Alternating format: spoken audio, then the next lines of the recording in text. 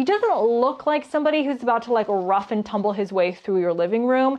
He's presented in a much more upscale manner.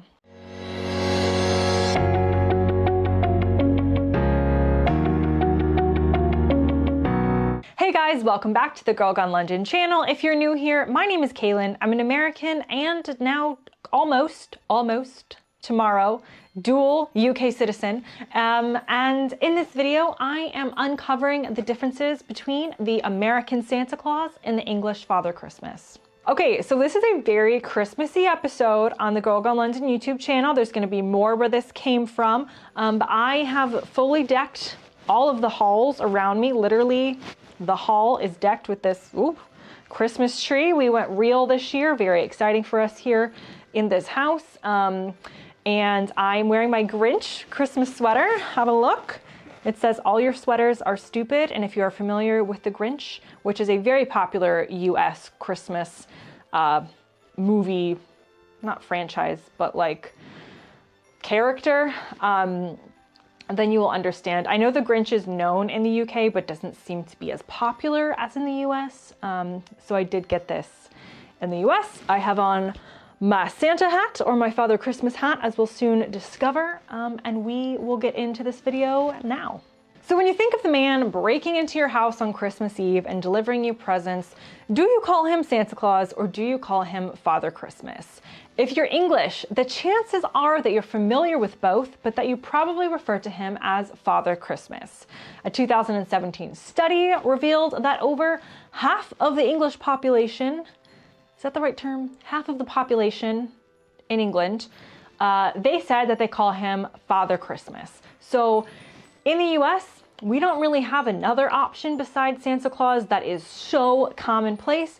It's basically Santa Claus, or you would understand Kris Kringle, St. Nicholas, or as my grandpa used to call him, Ho-Ho. But most people aren't saying like St. Nicholas is coming or Kris Kringle's coming. It's mostly Santa Claus. Now, today, the difference in the name for the personification of Christmas in England and in the US leads a lot of people to think that Father Christmas and Santa Claus are the same person, but that's not actually correct. In fact, Father Christmas didn't even really start out as a person at all. So let's start with the English traditional origins of Father Christmas and how he came to be. So the first kind of mentions of a character of Christmas date back to actually the 15th century. So we're going way back. We're going like America's not a thing, way back.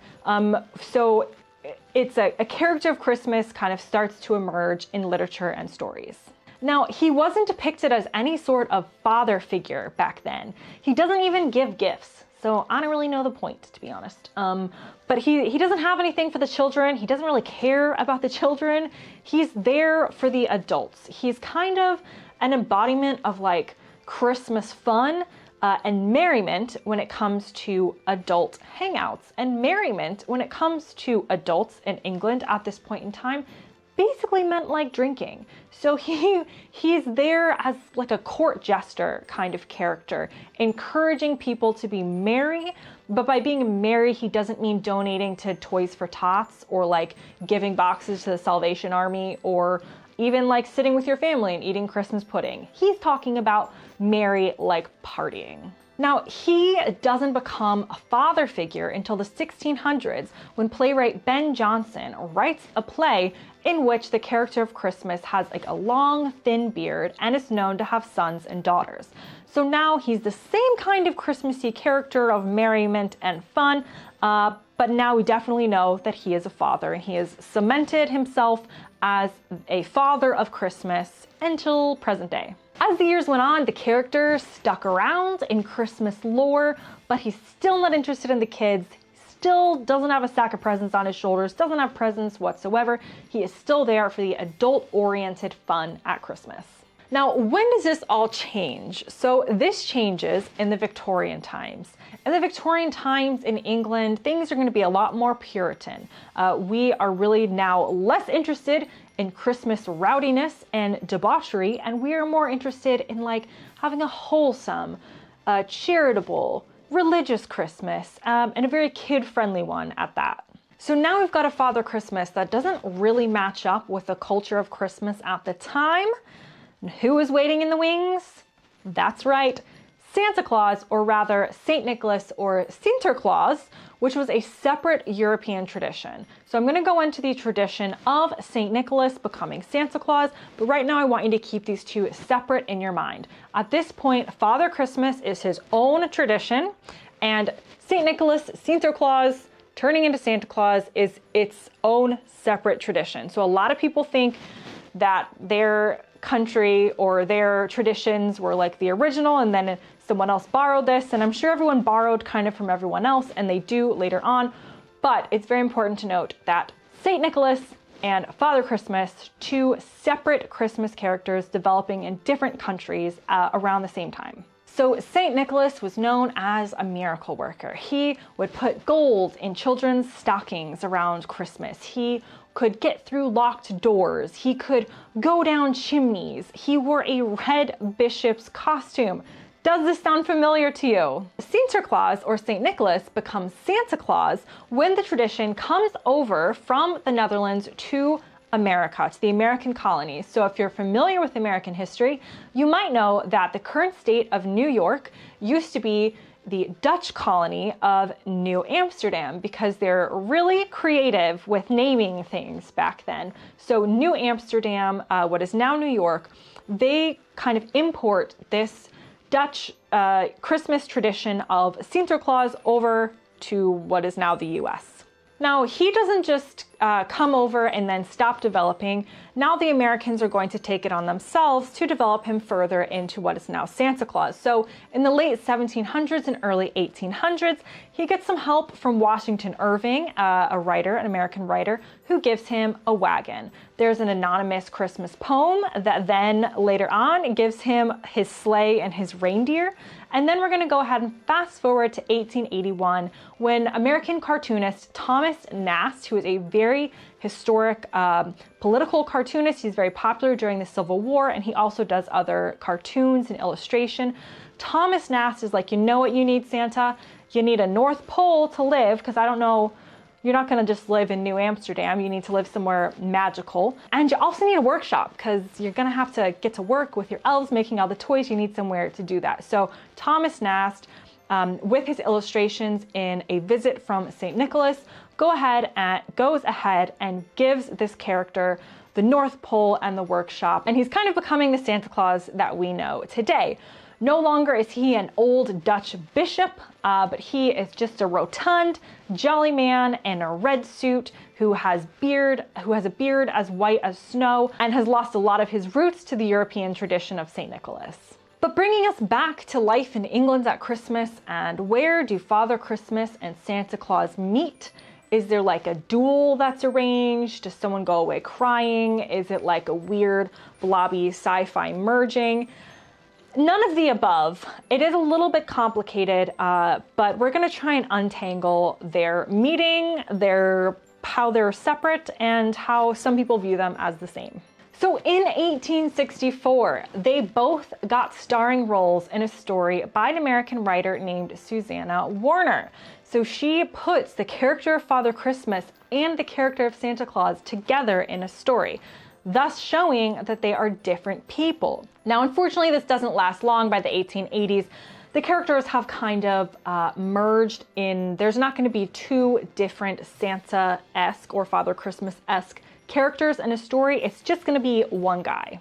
Now, this works in some ways for England at the time because they are able to borrow some updated characteristics of Santa Claus and apply them to their Father Christmas. So again, back in the Victorian times, this guy needs to stop encouraging people to drink and be too merry. He needs to tone it down a bit. So their Father Christmas is a little out of date, so they can kind of borrow some of the characteristics of St. Nicholas or the Santa Claus, go ahead and add it to Father Christmas, and he just works better with the current Christmas culture. Suddenly, he's depicted with boxes full of toys and having like a gentle temperament that he wasn't necessarily before. And in the US, Father Christmas is definitely the interloper in this situation. Sinterklaas, St. Nicholas into Santa Claus was the first really in the US.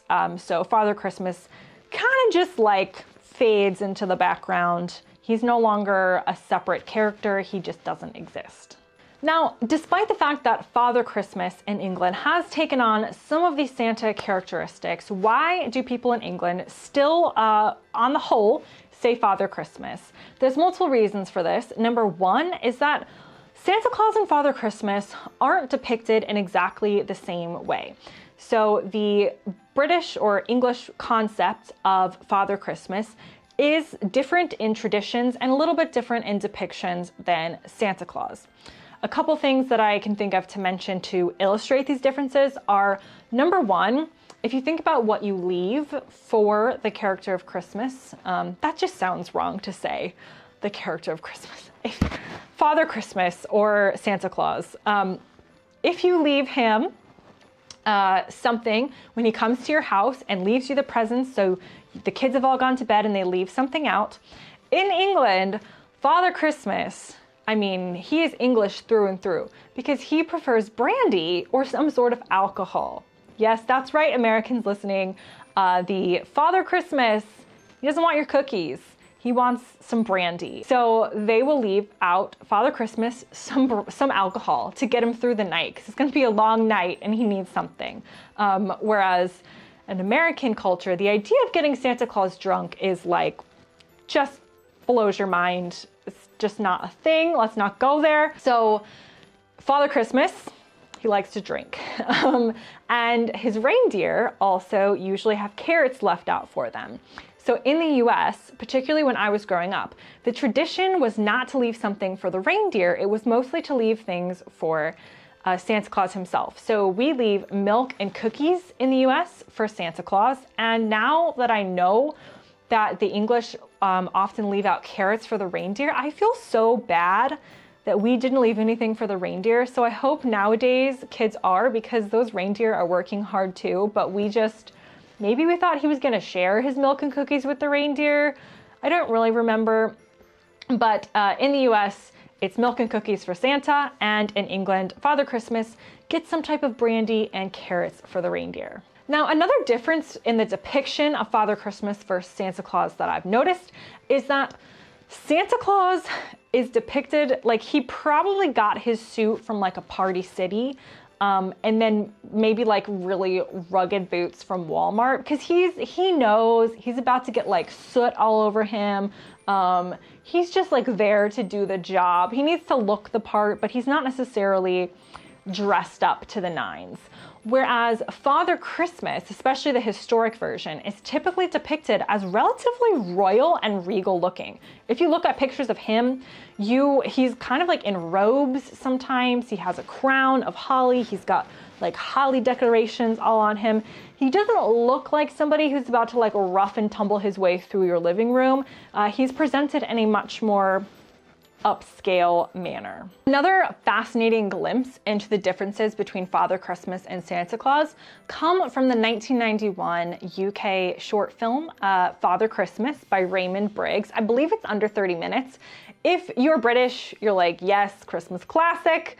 Maybe you watched it every year. You've definitely seen it. Someone's gonna be like, I haven't seen it. And I'm gonna be like, I think it's just, I have my citizenship test or my citizenship ceremony tomorrow, and they're probably going to be playing Father Christmas and like asking me questions. It's just such an institution. If you're American, you probably have never heard of it, but it's definitely worth a watch.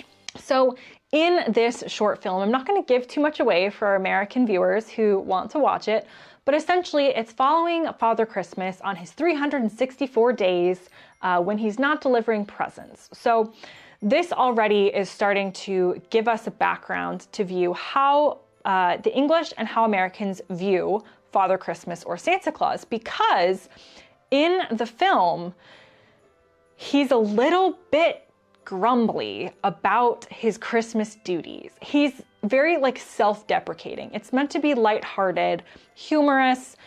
This is not a serious like Father Christmas hates Christmas headlines. It's just a little bit like, we're all laughing at the fact that he's got so much to do. And yeah, he kind of moans / grumbles about like all the mail that comes in, needing to sort that and all the presents and stuff, just like the work that he needs to do, because being Father Christmas is a lot of work. This depiction of Father Christmas would never, ever really fly in the US. For us, Santa Claus must be over the top, overjoyed to bring us presents and to do all of that work all year round. If he's not overjoyed 24/7, something is wrong. And this really goes back probably to the cultural differences between the UK and the US when it comes to being workaholics. In the US, we put you on a pedestal if you are a hard worker, working 24/7, just like happy to be here all the time, getting your work done, go, go, go. In the UK, they find that all like a little bit cringy. It's like, stop, why are you working so hard? Take your holidays, like chill out. So for their depiction of Father Christmas to be just like a little bit lighthearted grumbling about the work he has to do is a very stark contrast to how Santa Claus is often portrayed. Anyway, Father Christmas was actually redone for an American audience back in the day, and so they made a few different changes. So not so much about what he gets up to for the most part, though there is a part that they've cut out, which is where Father Christmas goes to Vegas and overindulges in a lot of different things. Nothing like really terrible, but I believe he definitely like drinks too much, and there might be some like Vegas girls there. I don't know. Maybe. So that part was cut out for the American version because, again, this would be like I can't even imagine the outrage should they show Santa Claus grumbling about the work he has to do, but B, overindulging in Vegas. That's just not the American concept of Santa Claus. It doesn't work with an American audience, but it does work very well with a self-deprecating, humorous, lighthearted British audience and their views of Father Christmas. The other thing they've changed is the use of the word bloomin'.